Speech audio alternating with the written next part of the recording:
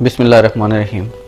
میری تمام دوستوں سے گزارش ہے کہ اس ویڈیو کو دیکھیں اور اس کو زیادہ سے زیادہ شیئر کریں تاکہ یہ اعلیٰ حکام تک پہنچے۔ خاص طور پر چیف جسٹس آف پاکستان سے میں اپیل کروں گا کہ اس چیز کا نوٹس لیں کہ یہ جو ڈاکٹر حضرات جن کو ہم ہیرو کہتے ہیں، جو ہمارے پاکستان کے ہیرو ہیں، ہمارے ہیرو ہیں، اور انہی میں سے کچھ ایسے لوگ ہیں جو انسانیت کے دشمن ہیں۔ آج سے چند دن پہلے تقریباً 8 مئی کا ایک واقعہ ہے۔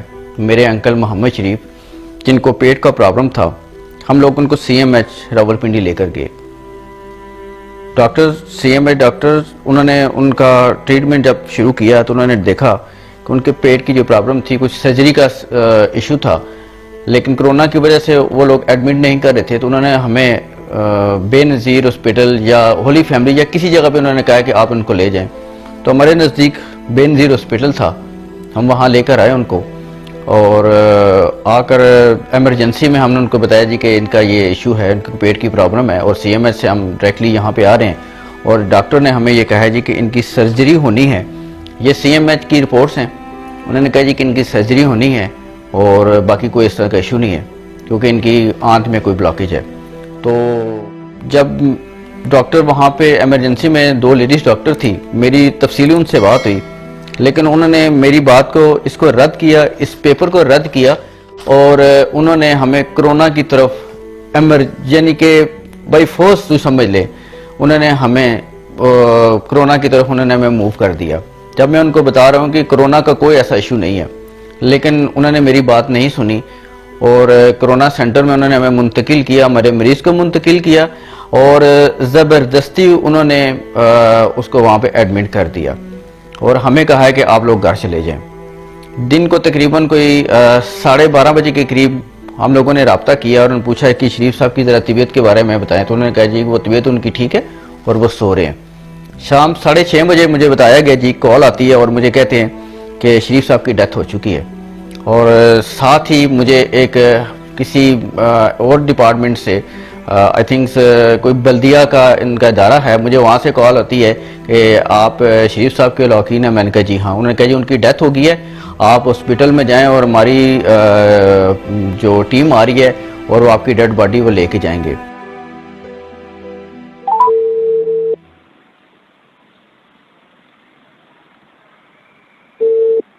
السلام علیکم۔ جی السلام علیکم، جی عبداللہ بات کروں، ابھی میری کال پہ بات ہو رہی تھی، آپ نے کال کی تھی مجھے۔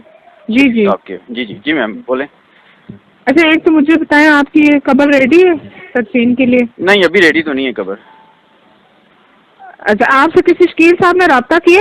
نہیں مجھ سے کسی نے رابطہ نہیں کیا، فرسٹ ٹائم ابھی آپ سے رابطہ ہو رہا ہے۔ اچھا چلنا صحیح ہے، ٹھیک ہے۔ ایک تو یہ کہ آپ یہ بتائیں ہاسپٹل پہنچ کے؟ جی میں ابھی ہاسپٹل پہنچا ہوں۔ جی اچھا، آپ کو نا ڈیڈ باڈی جو ہے وہ ہیلتھ کی ٹیم کے بغیر نہیں دیں گے، میں آپ کو بتا دوں۔ اچھا مجھے یہ بتائیں کہ ابھی کیا رپورٹ آ گئی ہے ان کی؟ ظاہر ہے کنفرم پیشنٹ ہی ہم لوگ ہیلتھ والے ساتھ جاتے ہیں۔ نہیں کنفرم پیشنٹ آ جاتے ہیں، لیکن ابھی تو وہ 24 آور کے بعد رپورٹ آتی ہے، تو ابھی کو 24 آور تو نہیں ہوئے رپورٹ کیا ان کی آ گئی؟ ایشور کہ آپ کا رپورٹ ان کی آ گئی، اور ایسا کوئی آپ اور ایسا سوچ سے کہہ رہی ہیں کہ واقعی ان کو اس طرح کا کوئی تھا چانس کوئی ہے؟ دیکھیں ہم تو ہاسپٹل میں نہیں ہوتے نا۔ نہیں دیکھیں میری بات سنیں نا، میں آپ سے وہ بات پوچھ رہا ہوں جو دیکھیں اس میں ایک وہ شریف صاحب نہیں ہے، باقی بھی فیملی متاثر ہے، تو ہمیں خدشہ ہے نا، میرا فرض بنتا ہے آپ سے ساری چیزیں کنفرم کرنا۔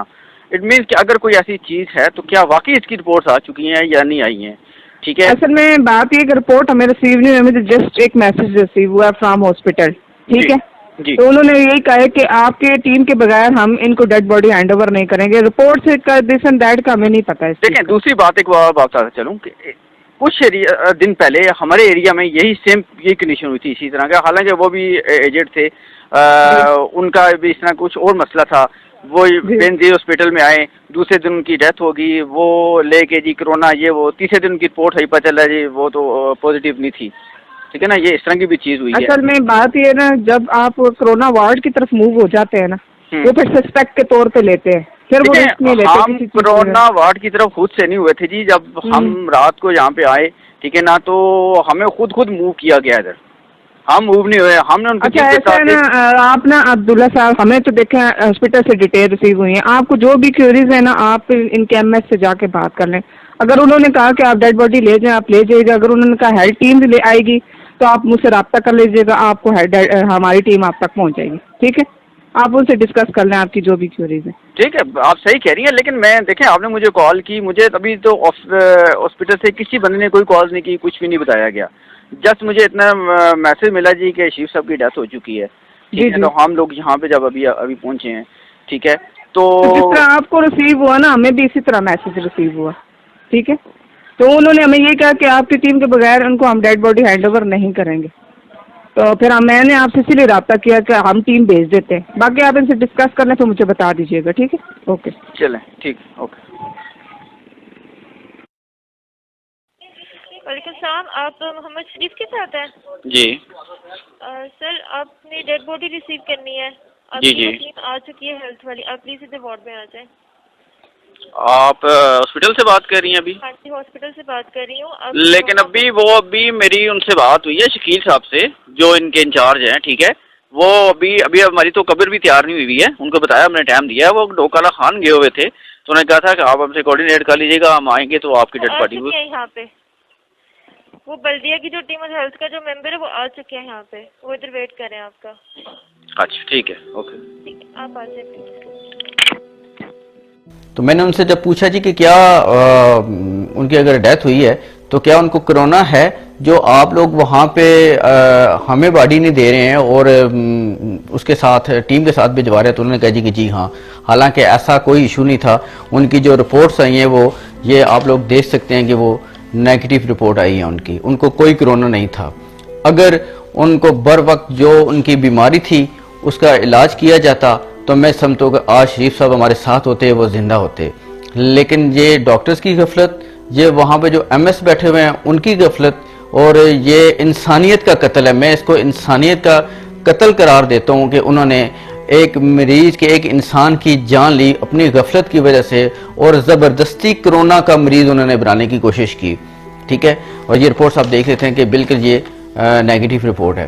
اور اس کے بعد جو ہمارے ساتھ ایک بھیانک قسم کا جو سین ہوا ہے کہ ہمارے مریض کو انہوں نے غسل تک نہیں دیا اور نہ ہی ان کو کفن پہنایا گیا, اور نماز جنازہ کے لیے ہمیں 4 لوگ یا 5 لوگوں کا کہا گیا.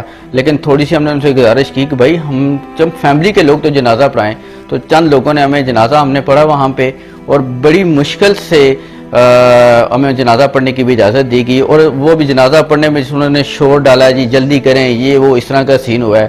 اور جب تدفین کا سلسلہ شروع ہوا ہے تو آپ بلیو کریں جن لوگوں نے تدفین کی ان کی وہ بھی کرسچن تھے, غیر مسلم لوگ تھے, اور انہوں نے ہمارے مریض کی تدفین کی. کہ یہ دیکھ لیں کہ یہ ہمارے پاکستان میں کیا چیز ہو رہی ہے. میں وزیر اعظم میں پاکستان سے بھی گزارش کروں گا, سر کائنڈلی آپ بھی اس چیز کا نوٹس لیں, یہ ہمارے اس ملک میں کیا ہو رہا ہے, یہ مدینہ کی ریاست میں کیا ہو رہا ہے.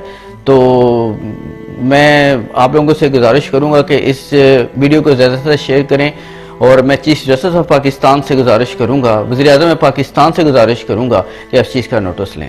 Thank you so much.